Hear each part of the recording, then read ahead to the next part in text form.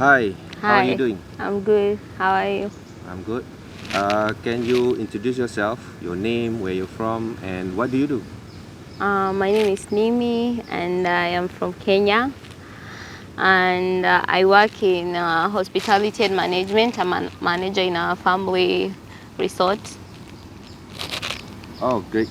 Um, what got you into traveling in the first place?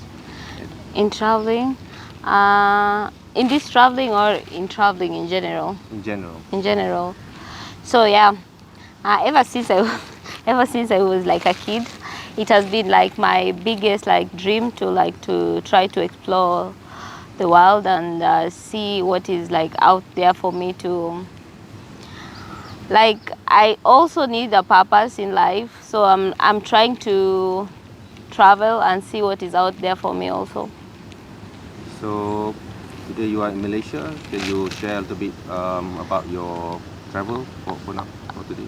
uh, so I started traveling in India. I stayed in India for 1 month, and after India, we came to Malaysia. Now it's our 6th day in Malaysia, and so far so good. Everything has been good. Like the people are very nice. Even when we get lost, like we ask for direction, and they're very nice to show us direction. And yeah, it's been good.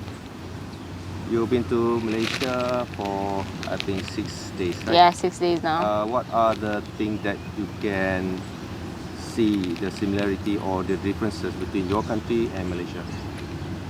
I think Malaysia is more advanced. Like also my country is advanced, but not like Malaysia. Malaysia, in terms of like transportation, especially transportation. Like transportation here is very easy because you can use your card or you can use cash in most of the places. And also in my country, in terms of also transportation, most of the people, they don't use the train. They only use the train to go from Nairobi to Mombasa. That we have like a 7 hours train. That's the only train they use. The other trains, not a lot of people they use that train. So like in terms of transportation, like Malaysia is like, it has a huge how do you call it, I think it's more advanced. Yeah. Do you like Malaysian food? How do you find it compared to your country? Compared to my country, I find it very good. But did I try Malaysian food? It's not Malaysian food that I've been trying. I think the first, it was like Chinese food. The first 2 days we had Chinese food. Then the other one, I don't think I've tried Malaysian food, like Malaysian traditional food. If you guys have Most of Malaysian food, they are quite spicy. spicy. Yeah. Like, I'm not a very spicy very person. spicy. Yeah. what has been your favorite place so far? I mean, throughout your life, you have been traveling here and there, and what's the favorite place and why? Okay. I will say Kerala. In India, Kerala. Kerala. Okay, I have two favorite places. One is Tanzania. Tanzania is like my second home. Tanzania is very very nice. Like for me, like traveling, I don't only travel to see touristic places. I'm not very like a very like touristic person who get fascinated by, oh okay, I see this, oh it's so nice. But I'm more of a, like, I travel to also see the culture of the people and how also people treat me, how the world is like. So like in Kerala, I had a very like different mixed emotions that I felt like I belong to in India, in that state, in Kerala, because the people, like, they're very nice. They treat you as their own. You don't feel like you're out, you're like an outsider. You feel like you're home. You feel anywhere you go, everyone like trying to they treat you, they told me like the visitor, they treat them as their god. So like anywhere I'm going, even when no one knows me, they like try to like give me tea, to welcome in their house, like to try to explain things to me. Even if I asked a million questions, they will never say, oh, you asked too many questions, or like this and that. They always like they're eager for me to know their state. That's why I think that's what I needed before I left Kenya, because when I left Kenya, I had a very it wasn't like I was depressed, but I needed to leave because I felt very like my life wasn't like correct. But when I arrived in Kerala, like I felt like now I'm at home. Like I feel more safe. I feel like that they're embracing me. Yeah. Thank you for your sharing. I think it's not easy for a person to share such a thing, but yeah, I think I understand why you like the area. I think if I go there, maybe I will feel the same. I felt okay. It's a mix of feel. It's something okay. For me, about okay, I heard about India, and I was also telling my friends I'm going to India. Then they're like, why are you going there? Like people are not so nice. Like it's so nice. I had another friend who had a very bad experience in India. So like everyone was telling, even my mom. I told my mom at first. I told my mom like, hey, like I'm planning a trip to India. Then my mom was like, what is there to see in India? What are you going to do in India? Then I was like, I'm going traveling. Then I arrived in India. I stayed in Mumbai for three nights. Then we took a train, but the train, it was not a good experience because we didn't book the train earlier, so we didn't have a seat. So we had to pay like a fine. Then like people were not so nice. That was like I think maybe I was like in my head telling my head that maybe it's the same what people told me, that here people are not so nice. But when I arrived in Kerala, it was like a different feeling. Like everyone is like taking care of you, embracing you, like they don't want you like to sit alone every time. Like I was full, like you just sit 1 second, I'm like, Nimmie, you want to eat food? I'm like, no, I'm full. Any minute, like people are like, are you okay? You seem sad. Are you like that feeling? I didn't get that feeling in a very, very long time, because I live where I live, like my family, they traveled. They went to Nairobi, my mom, my brother. So like I stayed alone, like for work. So like they left for maybe I think two to 3 months. So I was alone, and I felt like I didn't feel that homely family feeling in 3 months. Like in 3 weeks, I felt like maybe I think this is the place I really want to live, because it's very nice. Thank you for the story and for sharing. For the next question, do you usually travel solo or with others? Which do you? I think okay. I usually travel with others, and sometimes also I travel alone. And in long places, I travel with others because I think I feel more safe. Yeah. So I prefer. Sometimes I prefer traveling with others, and sometimes I prefer traveling alone. So it's both ways.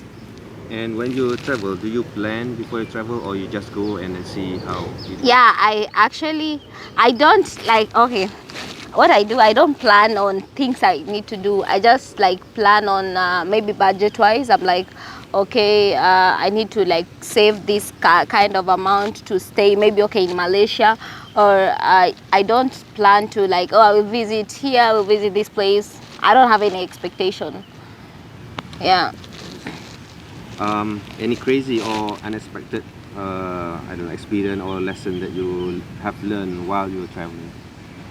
Any crazy? Okay. I think don't listen to people. What people are saying. Just go, and maybe if they say, oh, that country is bad or that country is not good, go find it out by yourself. I've not have any crazy experience. And the main reason you're traveling, because of to do it from your The main reason I'm traveling is because it has been my childhood dream to explore the world and also to find a purpose in my life, because I feel sometimes I'm lost. Sometimes I feel lost, I feel depressed, and I feel like I'm very I think traveling makes me happy. Like traveling makes me very, very happy. I think it makes me very, very happy. So does the traveling change your Yeah. way to see? Yeah, it changed my ways to see things. It changed my way to like to think. Like maybe okay, I'm in Kenya and I'm like,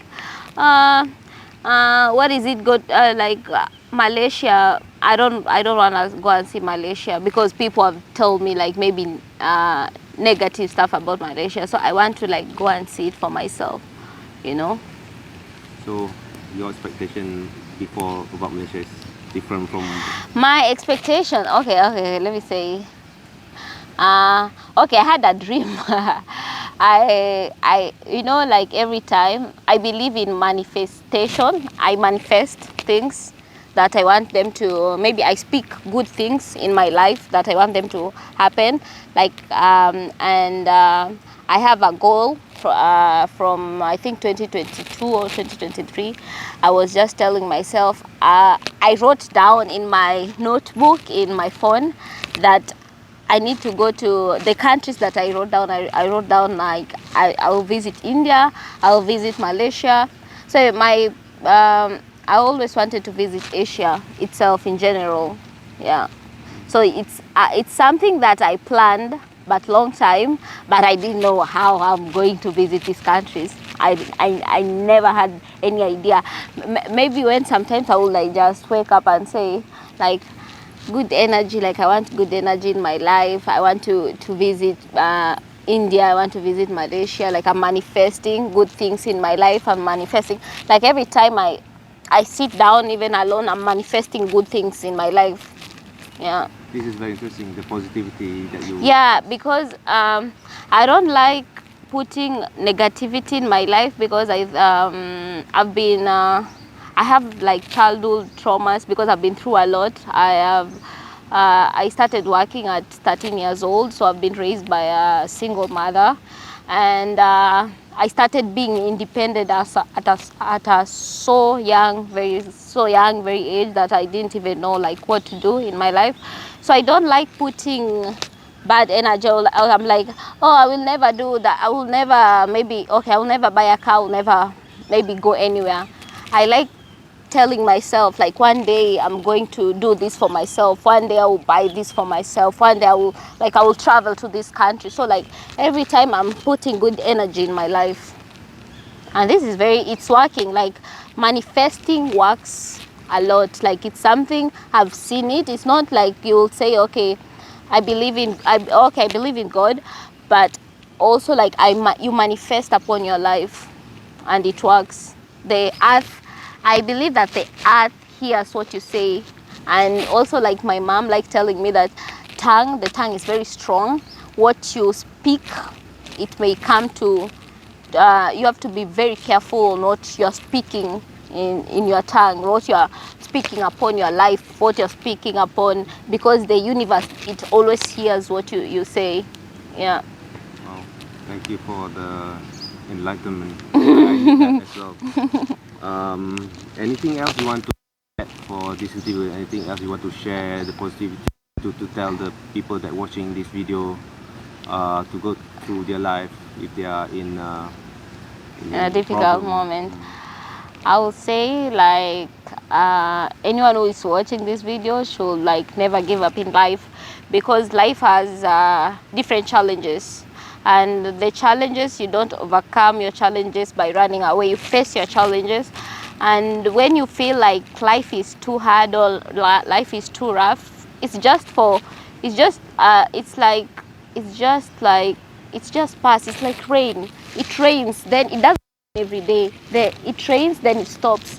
So no matter how hard your life is, or no matter how you feel like I think I should give up, or I think I cannot go there because I don't have the capability. I didn't have I didn't have money like maybe 1 year ago. I was just like, oh, my life is so bad, my life is, but you have to always like believe in yourself, no matter how you don't have the capabilities to do it. Believe in yourself, everything is going to be okay. It's not now, but you just have to be patient. Patient pays, it really pays a lot.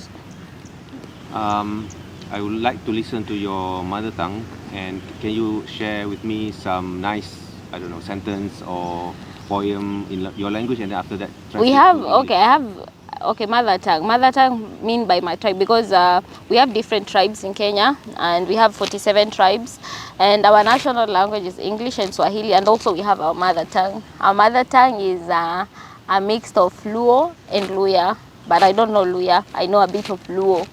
That is my mother tongue. So do you want to listen to my mother tongue or my mother tongue and also, in Swahili? I Okay. think mother tongue is more. Mother tongue, okay. I'm not so good. I'm not so good in my mother tongue. What do you want to listen to? Any nice word or phrases, anything in your language, anything. Okay. Aheri. Aheri means I love you. Like erokamano. Erokamano means thank you very much. Yeah, erokamano means thank you very much. And also you, thank you very much for showing us Malaysia. Yeah, I appreciate. I don't take anything for granted. Okay, I think except if you want to add anything, then I think Yeah. thank you for the interview, for the opportunity for me to interview you, because you're coming from so far away, and this is not always Yeah. to have this such opportunity. Thank you so much. Thank you too.